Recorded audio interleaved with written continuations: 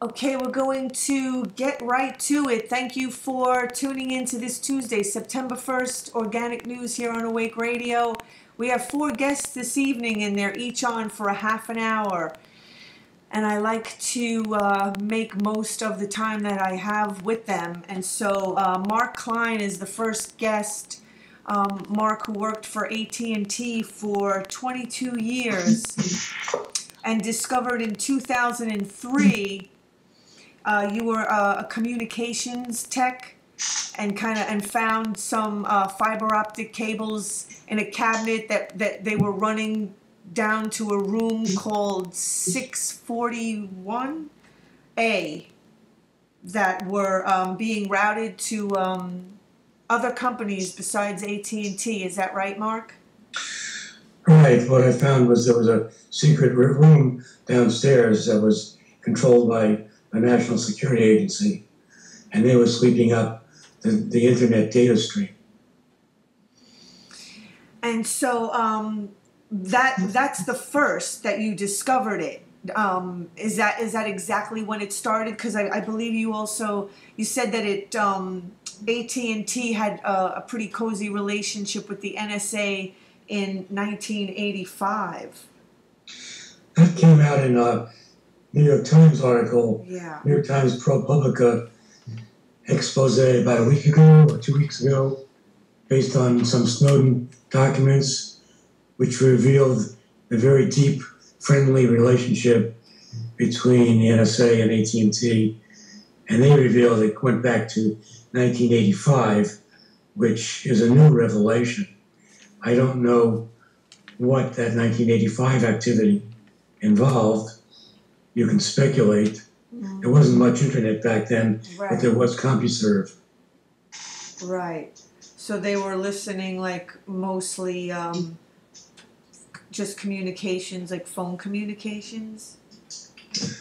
Well, we don't know what that early collaboration was about, but it's interesting that their collaboration goes back that far. Yeah. And it sort of negates the whole hypothesis that 9/11 changed everything. Well, no. This all happened long before 9/11. Yeah, I'm glad you brought that up. That's a very good point. So you have a book, Wiring Up the War Machine and Fighting It. Wiring up the Big Brother machine.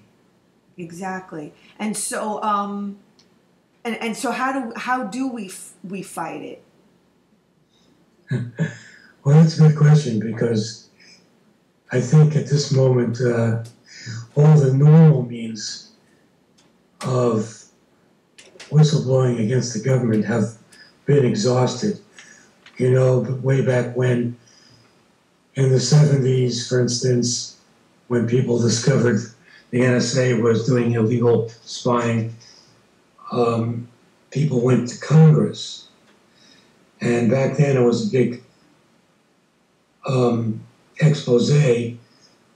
People were shocked, and Congress went through the motions of investigating and passed some laws to change things, at least on paper, to restrain executive power. This time around, things have moved so far to the right that what Congress did was to circle the wagons around the NSA and the White House and defeat any attempted reform. There was no, the people who were in charge of the intelligence committees didn't want to investigate. People like Dianne Feinstein and Senator Rockefeller back then, and in the House, Nancy Pelosi, they didn't want to investigate the NSA. Their role in this latest episode, back in 2006, when I came forward, what they tried to do and succeeded in doing is covering up the whole thing. Yeah. And I mean, at that time, what was the reason for the NSA to be listening in on AT&T and other companies? I mean, what was their rationalization for that? Well, the whole program, or at least the modern version of the spying program that I'm familiar with, started in secret in, well, basically 2002 and 2003. And when it was exposed at first by the New York Times in December 2005, the New York Times did an expose revealing that there was what they called warrantless wiretapping going on. President Bush and his cabinet went on TV and radio and basically saying, yes, we're doing this, we're not ashamed of it, it has to be done in the name of fighting the terrorists, because 9/11 changed everything, and we have to protect you from the terrorists. And that was the line put forward over and over by Bush and Condoleezza Rice and General Hayden, who was the head of the NSA, and all the others. That was their rationale. And they tried to portray it as they're just listening to a few phone calls of a few no-good people who were calling the Middle East. But that was a misrepresentation of what they were doing. In reality, they were scooping up billions of communications going across the internet. And that's what I discovered in 2003 when I was transferred to the office where that was going on in San Francisco. It turned out there were a whole bunch of offices that At&t had tapped into the internet and were sweeping up everybody's internet data, copying it, and storing it. And their rationale when they were exposed was fighting terrorism. So, too bad you're not going to be in New York, not this coming weekend, but the 14th anniversary of 9/11, there's going to be a pretty good symposium. I wanted to share with people, if they go to hr14.org, John Perkins, the former economic hitman, is going to be one of the keynote speakers. And so again, Mark, you're talking about 9/11, and they're going for terrorists, and that video with Chris Christie and Rand Paul talking about the Bill of Rights, and how Chris Christie was saying, well, how are you supposed to tell? How are you supposed to tell the difference between, playing that 9/11, we have to keep you safe card, which to me is ridiculous, because if this has been going on since 1985, I mean, it obviously doesn't look like they're preventing anything. It looks more like they're creating rather than preventing. Well, that's the whole point that underlines their whole argument about protecting you from the terrorists.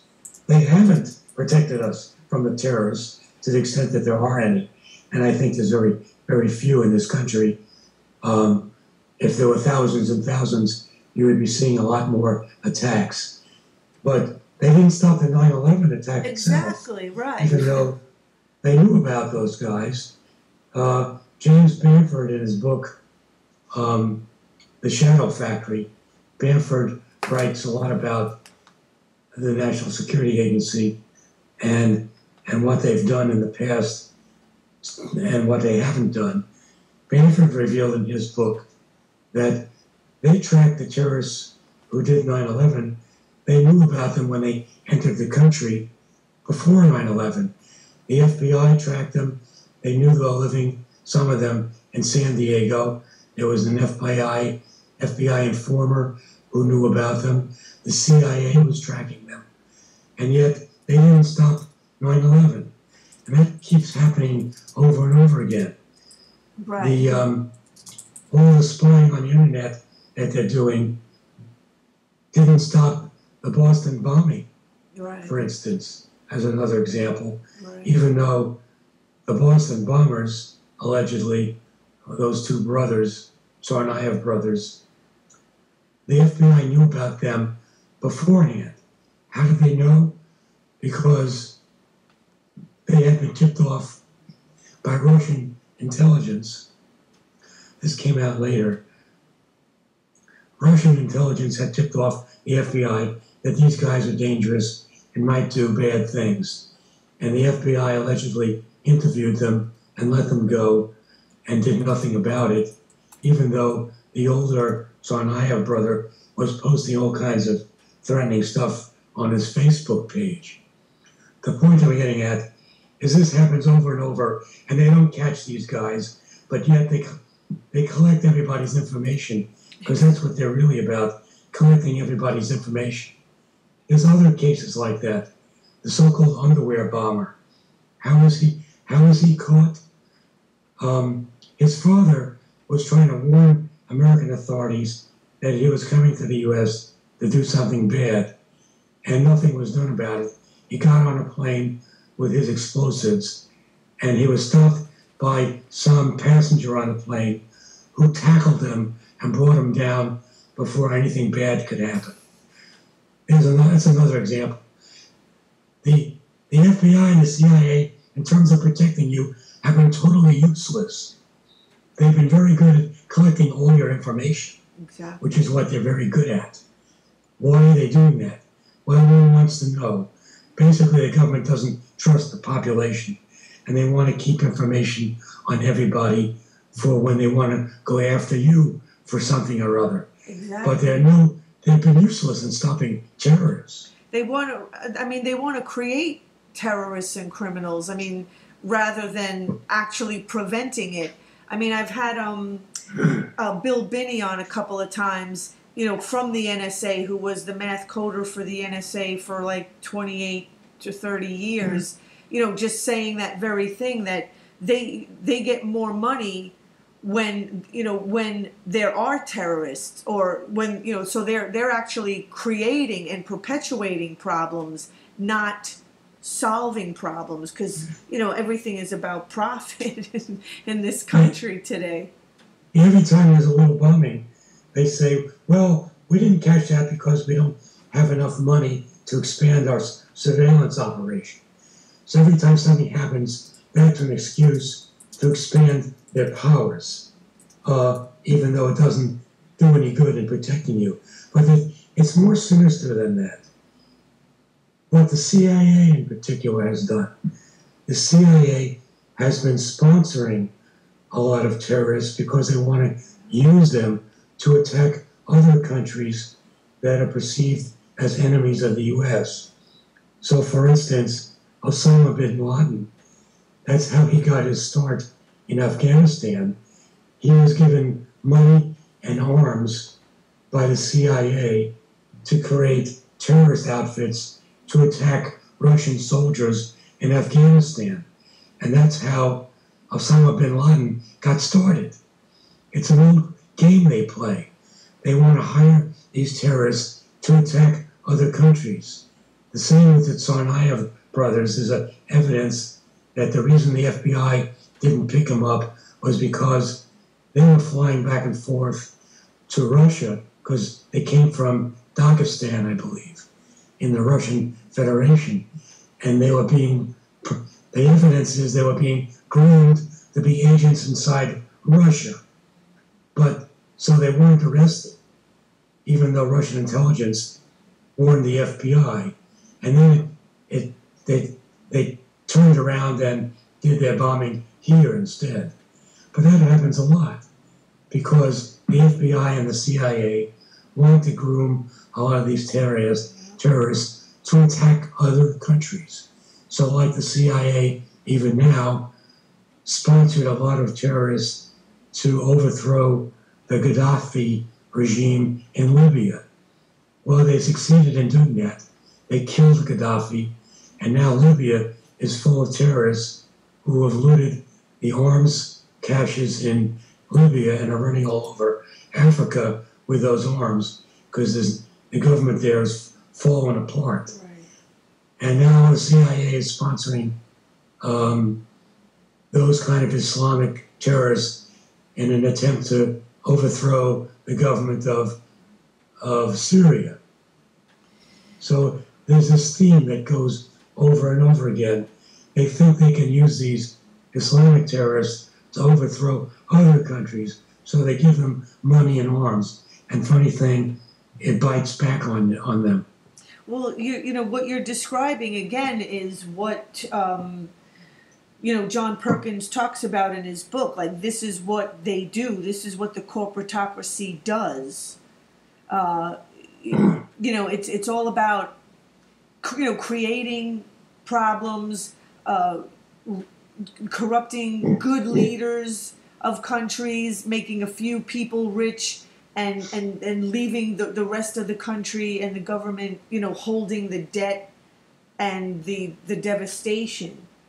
And I just wanted to refer to, again, Chris Christie and the Duca brothers, which I believe it's the documentary called Terror, with the T in parentheses, and the rest of it is error, where they talk about the FBI actually helping the Duca brothers to pull things off, and then blaming them and saying that they're the ones that are the terrorists. Like, there's a lot of incidences like that.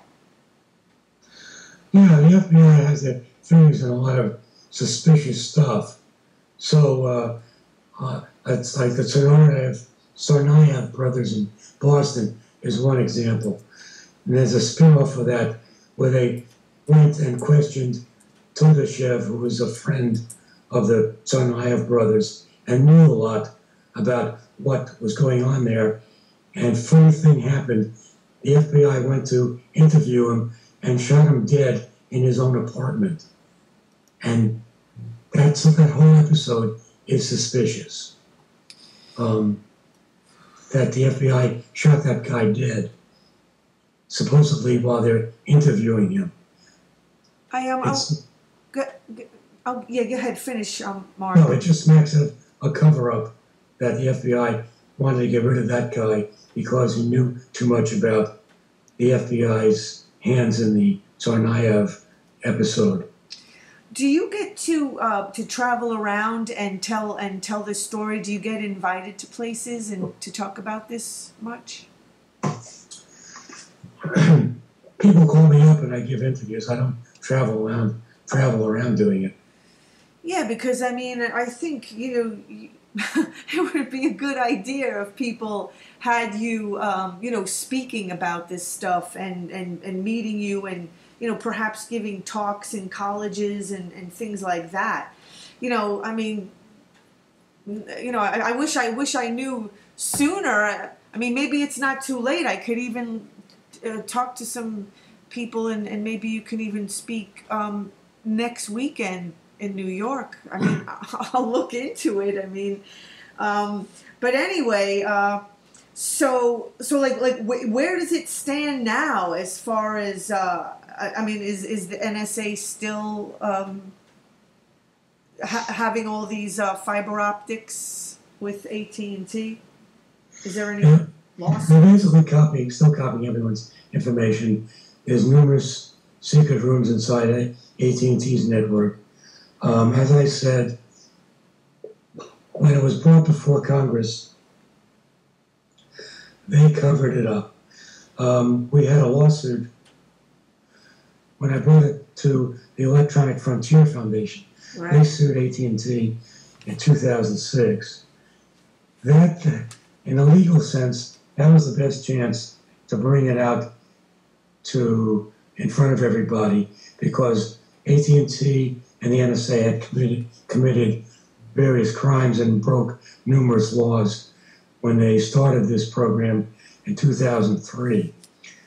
And the Bush White House knew this, so they tried to kill this lawsuit.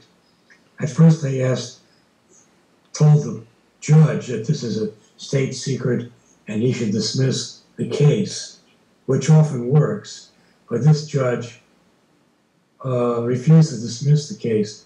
So Congress, the Bush White House went to Congress, and over 2 years they lobbied Congress to pass a special law protecting the NSA from lawsuits. Unbelievable.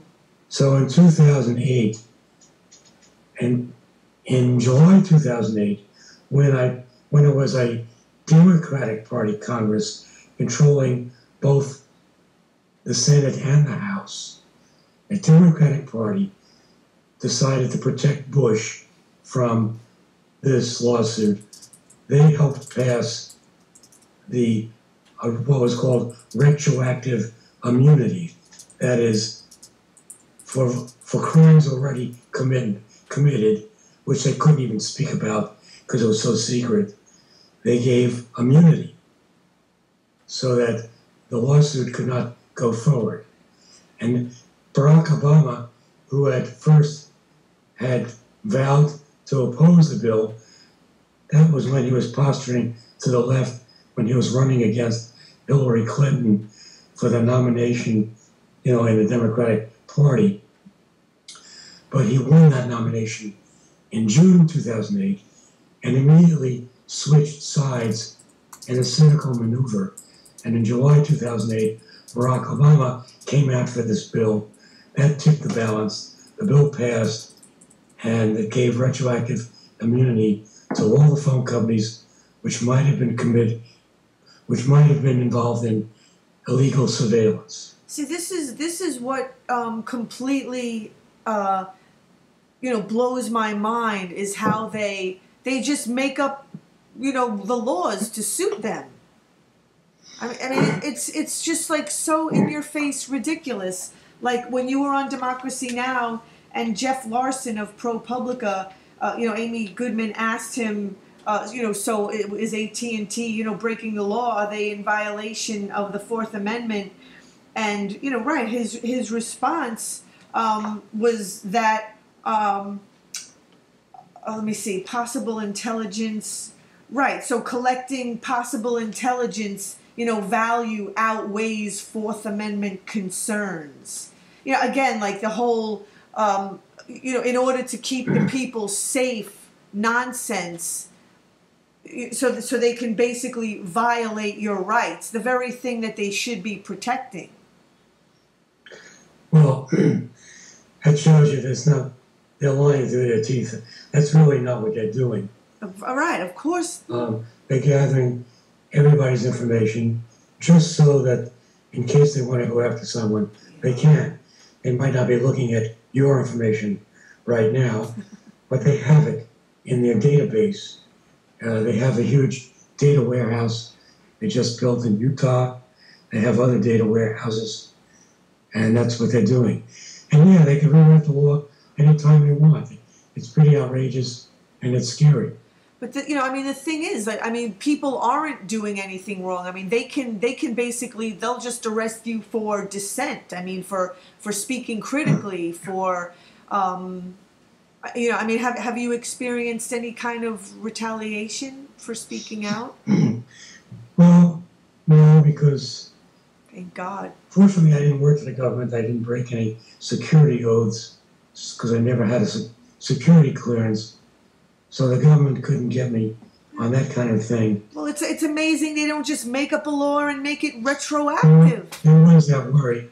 I mean, the only thing that happened was AT&T threatened to sue me for taking company documents to bring to a lawsuit. But they never sued me, probably because they didn't want any more bad publicity. So I got off somewhat lightly. But, they got away with breaking the law. What do they care now? Exactly. And they'll put the average person, will spend, decades in jail for having marijuana. I mean, I just saw this video of this man, 20 years he spent in jail for marijuana possession. I mean, they criminalized the little guy for nothing. That's what I mean, it's really, really outrageous. Well, that's the problem we face now. That see, back in the 70s, there was some anger in the streets, and hundreds of thousands of people were marching. So the government made some motions to investigate and pass some reform. But now things have moved much to the right. and the government is not afraid. There's not much it's not much of any marching in the streets to speak of, except perhaps the protests against the killing of black people in black areas.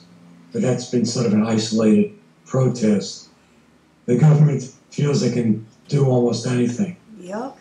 Well, and both parties are culpable in this whole affair. Well, the government isn't the government anymore, right? I mean, it's basically owned by Wall Street, corporations, bankers. Well, it's the government for them. Yeah. Someone is writing on the Awake Radio chat. Didn't Stalin and the KGB collect info of citizens before he murdered dissenters? Well, you know, that's what I'm saying. Like, they're collecting information to know who the dissenters are. Oh, the scale of the present surveillance is far surpasses anything that's ever existed before. You know, even Stalin couldn't collect all this kind of information. They didn't have the technical apparatus. With the internet now reaching into everyone's home and the ability of fast computers to sweep up everyone's communications and store it and search into the database whenever they want, it's a much more effective surveillance apparatus. So that's, I mean, so what they're basically doing is ensuring the future of their profits by collecting, you know, people in the future when they need somebody to be the criminal or the terrorist. They just pick from their database who they're going to make out to be the criminal. Well, yeah, you know, Snowden revealed they have this program, X Key Score. They can type in your name and your phone number or your email address and look up all your communications for the last 10 years or so that they've gathering this stuff. So that gives them a tremendous advantage against anybody who wants to go up against the government. Yeah, I mean, I think it's pretty scary. And do you find people are like welcoming of your information? I mean, you've been speaking a lot and getting a lot of interviews since 2006. And I get a lot of friendly, you know, people thank me in email, and people in my neighborhood have thanked me for revealing what the government is doing. So I'm, on the whole, I get a friendly reception. I don't get a friendly reception from the Democratic Party, not to mention the Republican Party. The two parties which claim to represent Americans really don't. They represent a handful of rich people. Yeah. And, you know, they're hostile. And that's the problem we face, that there's no immediate, obvious way to change things because the government is in the hands of a small elite that controls the electoral process, controls now the Congress and the White House and the judiciary. It's a bunch of cowards. And so what does the public have to do? Like, what would you say the public has to do? I don't have a magic answer. All I can say is, taking a long view of history, no government can long survive without getting some kind of support from the population. Yeah. And sooner or later, the population finds a way to do an uprising and break through and create some kind of new political party or process that can answer the needs of ordinary people. That's what you need. Right now in this country, you desperately need some kind of third political party that answers to ordinary working people, not to the billionaires. Right. Do you? How you get there, I don't know. You need some kind of breakout in the streets, basically. Yep. I mean, we need a critical mass. I mean, like with all the interviews I've done, it comes down to a critical mass. You need a critical mass of people. I mean, enough people informed, enough people, willing to, to be outraged, and because the more people are just, oh, there's nothing you can do attitude, then, I mean, we need people who are abused over many years. People find a way eventually to struggle. I come from a union background, and I think the power of unions is what's needed to fight the government. The problem with the unions, though, is that the union leaderships are married to particularly the Democratic Party. And so there needs to be some kind of upsurge from below inside the unions to throw out the old leaderships who are corrupt and conservatized. Mark Klein, I want to thank you. The next guest is waiting, so I don't want to keep him waiting. But keep in touch, okay? And keep me abreast of any updates, and I'll have you back on in a couple of months, a couple of weeks. Okay, thanks for calling. Thank you so much, Mark Klein. Have a great night. All right. Okay, I'm going to go straight to Norman Solomon.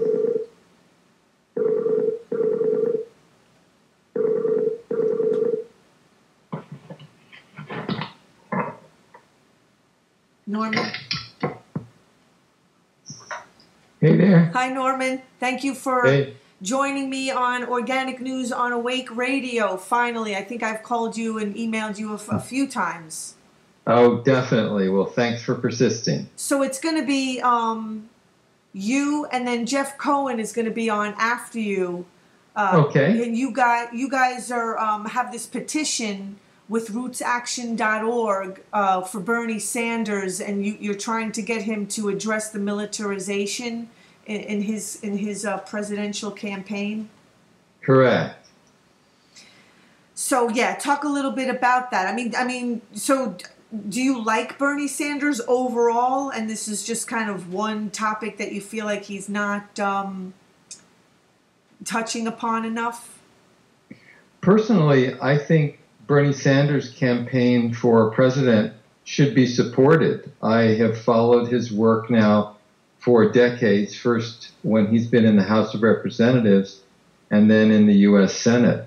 And his campaign in recent months as a presidential candidate on economic equity, to challenge the power of Wall Street, to push for single-payer, universal, genuine health care for all, his willingness to fight corporate power and advocate for the well-being of working people and wannabe working people, taxation, equitable system for taxation, for those realms and many others, including his fight against human-induced climate change. I think Bernie Sanders' campaign has been terrific, and there's no comparison between him and his Democratic Party rivals for president, including, of course, Hillary Clinton. At the same time, it's as though Bernie Sanders had put on the national kitchen table many pieces of a puzzle and assembled them expertly with great understanding, but he's left some pieces of the puzzle off the table, apparently intentionally. And that includes, most especially, the continuation of war by the United States, the tremendous military spending, which if you go just beyond Pentagon spending, which is scattered into other departments as well, close to $3 billion with a B dollars a day of taxpayer money, and also his unwillingness to really challenge the perpetuation of war in many ways as part of U.S. foreign policy. And some of those, if you will, are sins of omission. He just doesn't talk about them. But when, mostly with questions, he does elucidate what foreign policy and war positions he has, they really have a lot to be desired. And so I just want to give a little bit of your background. You are Executive Director of the Institute for Public Accuracy and co-founder of rootsaction.org, the author of War Made Easy, How Presidents and Pundits Keep Spinning Us to Death, and the recent piece that you did, Bernie Sanders Should Stop Ducking Foreign Policy. And so you, rootsaction.org recently collected signatures on a petition, and it was presented to Bernie Sanders. Correct. We're talking about near the very end of August here in 2015. rootsaction.org collected more than 25,000 unique signatures. We eliminated any duplicates. And we transmitted those 25,000 names, hometowns, and comments individually written by several thousand of those 25,000 directly to Bernie Sanders' care of his press secretary. And these were people from all over the United States. We confined it to people who would have the option of voting for him. And so we feel that it's very important for people to speak up and urge Bernie Sanders to widen his focus and also to deepen his focus.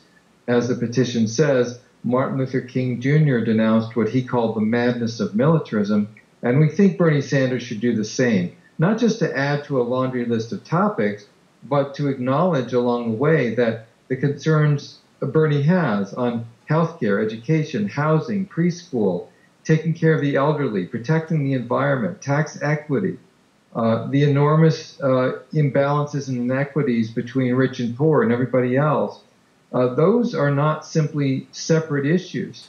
The enormous military spending and the ways in which these perpetual wars damage our society are integrally related to the issues that Bernie is so good about.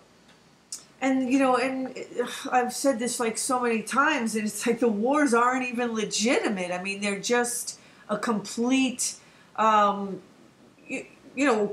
crime, basically, and just killing innocent people and creating more people that really do not like the United States. It's as though we're recruiting terrorists. Right. And in a sense, the U.S. government is recruiting terrorists in the name of fighting terrorism, bombing people, causing families and loved ones to die and be injured and traumatized. And this damage is being done perpetually. As I said in one piece I wrote, which people can find on my website at normansoloman.com, when you hear Bernie speak quite often, even for an hour, and I gave a couple of examples in the article of speeches he's given, major speeches, wide-ranging, this summer on the campaign trail, you would never know that the United States is in its 14th year of continual war. You would never know that 54% of the discretionary spending of the U.S. government is going to war. And this is really untenable. Here we are now into early September of 2015, and Bernie's going to be called upon to express and give voice to his specific views on foreign policy. And still to this time, when you go to the official Bernie Sanders website for his presidential campaign, berniesanders.com, if you click on the issues page, which is headlined Bernie Sanders on the issues, you'll see 10 different major issues listed. Not one of them has to do with foreign policy or war or Pentagon spending. This is totally untenable. And this has been going on ever since the campaign launched more than 100 days ago. And if you will, we're a canary in a coal mine. We are messengers bringing the bad news that it is untenable and that it's very important in terms of the quantity of Bernie's statements on foreign policy and war that he greatly improved, and also the quality. And perhaps the quality is even more disturbing because, as my article points out, Bernie Sanders, in his presidential campaign, when he is asked about the Middle East, he has a refrain about Saudi Arabia. He says, they've got to get their hands dirty, and they have to get more involved. And the United States should not have troops on the ground, no boots on the ground. And yes, I agree with that part. The United States should not have boots on the ground in the Middle East engaging in fighting. But Bernie goes on to say that he supports the missile strikes by the United States in the Middle East. And in that way, his position is very similar to many Democrats in Congress. Bernie's very untraditional when it comes to fighting corporate power. He's willing to do that, but he's very traditional in not being willing to fight militarism. He refuses to fight militarism, and in fact, he is encouraging the idea that the United States should continue to fire missiles and drop bombs in the Middle East. When it comes to his discussion of Saudi Arabia, and he says, quote, Saudi Arabia's got to get its hands dirty, unquote, as the independent journalist Robert Perry has pointed out in recent weeks, Saudi Arabia already has its hands dirty, so to speak. In fact, it has its hands bloody with an invasion of Bahrain recently, with now, for several months, dropping bombs on Yemen with thousands of civilian casualties. This is no solution to encourage a sheikdom which is totally anti-democratic, which, as Bernie points out, has the third largest military spending budget in the world, as he puts it, and to encourage them to somehow be aligned with the United States and escalate its warfare in the region, crossing borders with bombs and troops, that is just absolutely unacceptable from a progressive, humane standpoint. So you can see we're in this, I believe, necessary but somewhat unusual position. I certainly am, and I think most of the signers of the rootsaction.org petition to Bernie Sanders are in a similar position, judging from the thousands of comments. We support Bernie's campaign for president. At the same time, we challenge his refusal to really challenge the madness of militarism. In fact, he seems to be, to a disturbing degree, in harmony with that madness. And what are your views on the others, like Hillary Clinton's position on militarism or Donald Trump's? Do you have any? Well, the rest of the Democratic presidential field for 2016 is abysmal when it comes to foreign policy, and I would include Joe Biden if he decides to run. The same goes, of course, even worse, all of the Republican candidates. This is just, they are military madness central, and they are just speaking from the Republican debates and on their campaign trails for an escalation of war. And there's a lot of double talk coming from Hillary Clinton, but her record is clear. She's, by any other name, very similar to neocons in terms of strategy. It's being called, in her case, liberal interventionism. But again, to cite the great journalist Robert Perry, there's really very little difference between the Hillary Clinton brand of militarism and that of the Republicans. So you look at the other candidates, Martin O'Malley, Jim Webb, and as I said, potentially Vice President Biden in this presidential race. It's nothing to write home about. They are basically signifying a continuation of U.S. foreign policy.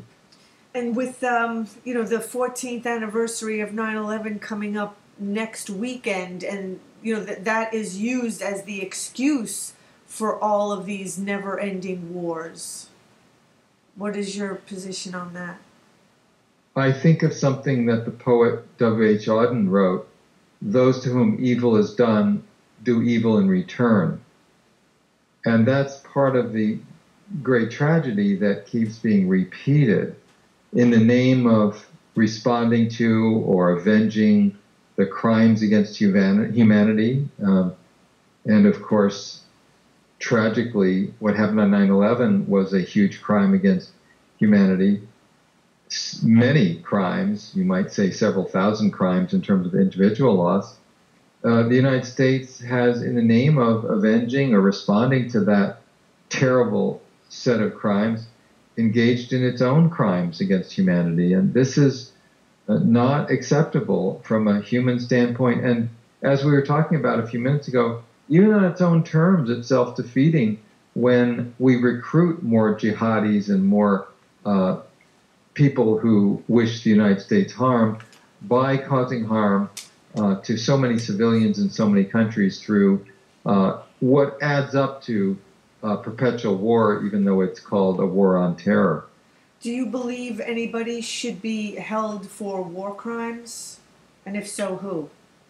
Well, single standard on human rights. And when we have in The Hague, we have the international courts trying certain people for crimes against humanity, that should be done across the board. So I'm into Truth and Reconciliation, which has been done very effectively in South Africa, and I'm for a single standard. So it's not that I'm into throwing a zillion people in jail, and I'm certainly opposed to capital punishment, but I am into having a single standard. So if we're going to have international law and the leaders of the U.S. government violate international law, they should be prosecuted for it.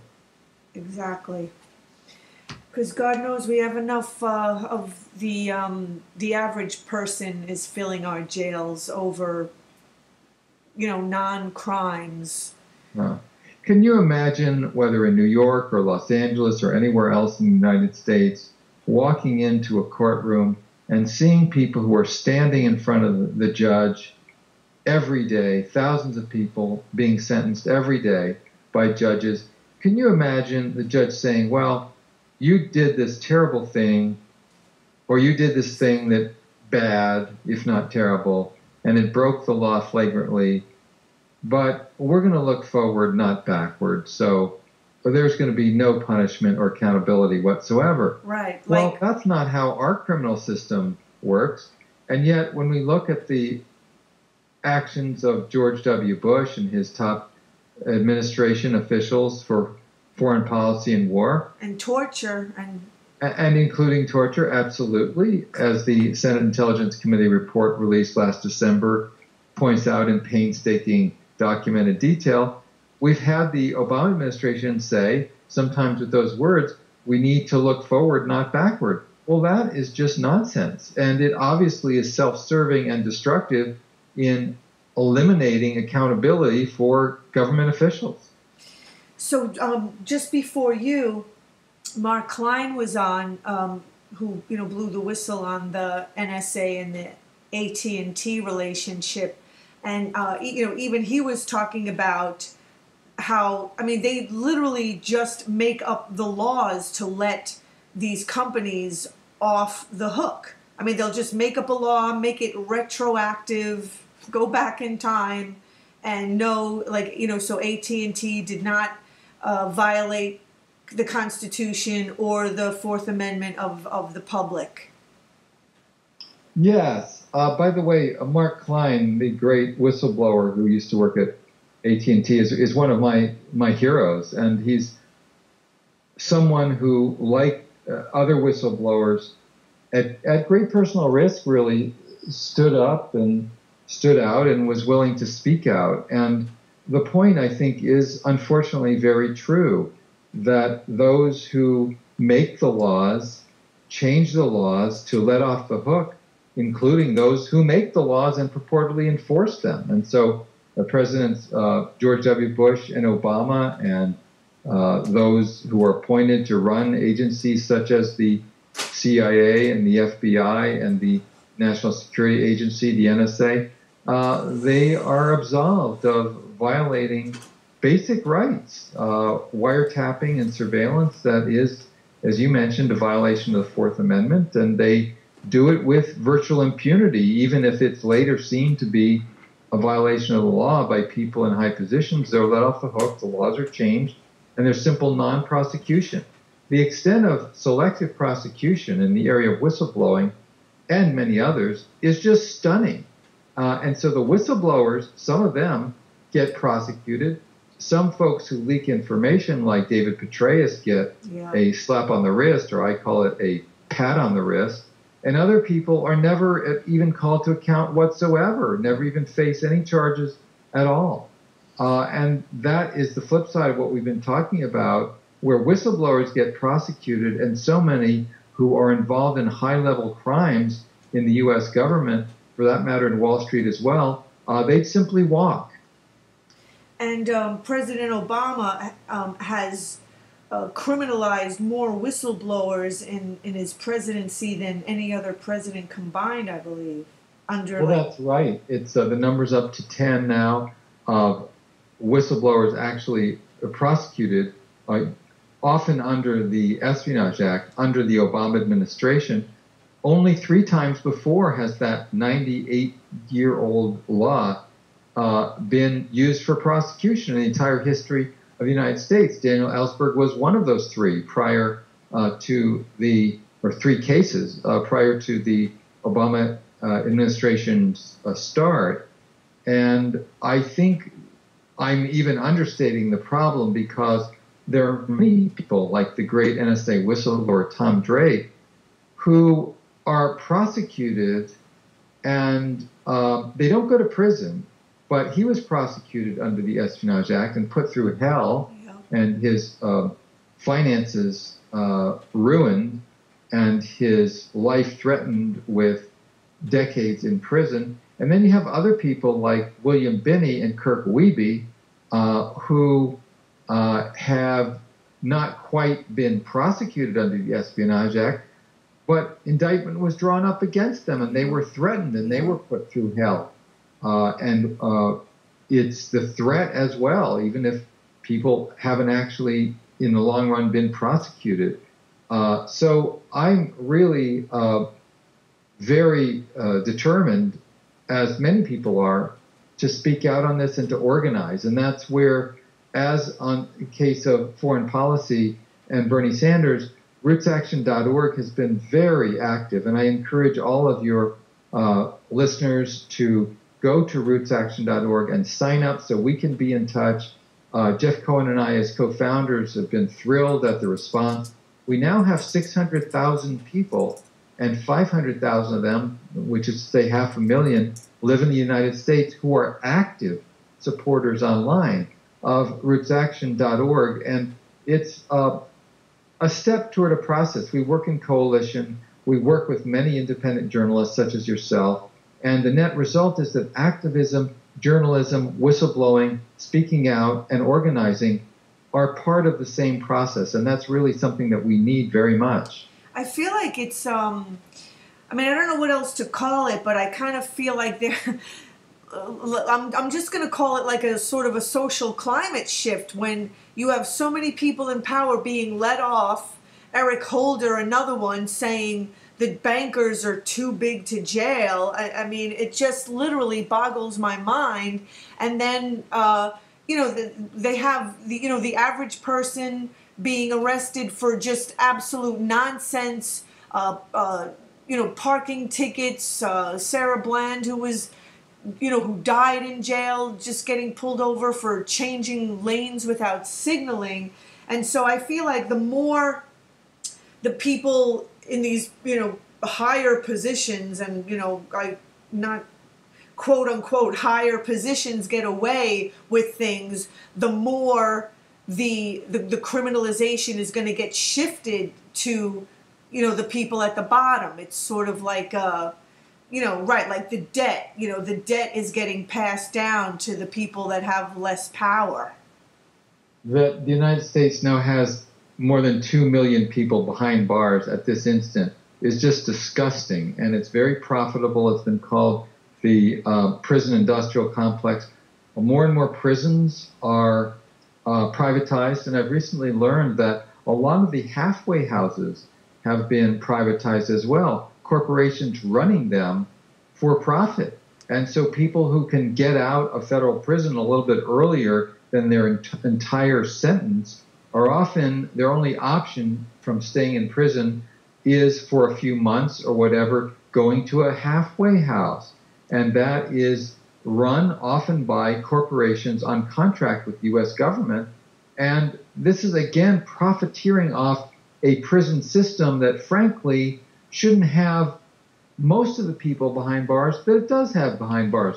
You cannot defend most of the imprisonment of most of the people in prison right now out of the 2 million. There's no way you could defend 1 million of them being in prison right now. A lot of them are victimless crimes. Yeah. They are small crimes. They are nonviolent crimes. And so we have a prison system that is totally unjust in that way. I mean, to think that we could even have such thing as a for-profit prison in this country, it just, I mean, it literally takes my breath away. Oh, it's disgusting. And most of the people in prison are poor people. Most of the people in prison are people of color. And the way in which the court system, the selection as to who is arrested, who is prosecuted, who is convicted, who is sentenced, if you are a person of color or a low-income person or both, those are high risk factors that once you get into the judicial system, you will end up in prison. And the thing is, it's like these people that end up in prison are actually victims of the system. Quite often, yes. I mean, let's face it. Some people who are in prison should be in prison. And what I'm saying is the vast majority of people in prison should not be in prison. Right. They're basically born into, unfortunate circumstances.